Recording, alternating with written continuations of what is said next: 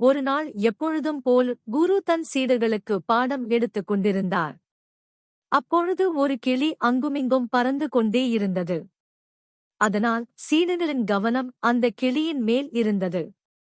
இதை கவனித்த குரு உடனே அந்த கிளியை பிடித்து ஒரு கூண்டில் அடைத்து வைக்குமாறு கூறினார். உடனே சீடர்களும் அந்த கிளியை கூண்டில் அடைத்து வைத்தார்கள். இப்படியே தினமும் பாடம் தொடங்கும் முன் அந்த கிளியை பிடித்து கூண்டில் அடைத்து வைப்பார்கள். இதை தினமும் இவர்கள் செய்தார்கள். ஒருநாள் குரு இறந்துவிட்டார். பின் புதிதாக வந்த குரு பாடம் தொடங்கும் பொழுது ஒரு சீடன் எழுந்து, முன் இருந்த குரு பாடம் தொடங்கும் முன் ஒரு கிளியை பிடித்து கூண்டில் அடைத்துவிட்டுதான் பாடம் தொடங்குவார் என்றான். ஓ, அப்படியா என்ற குரு உடனே, நீ ஒரு கிளியை பிடித்து கூண்டில் அடைத்து வைங்கள் என்றார்.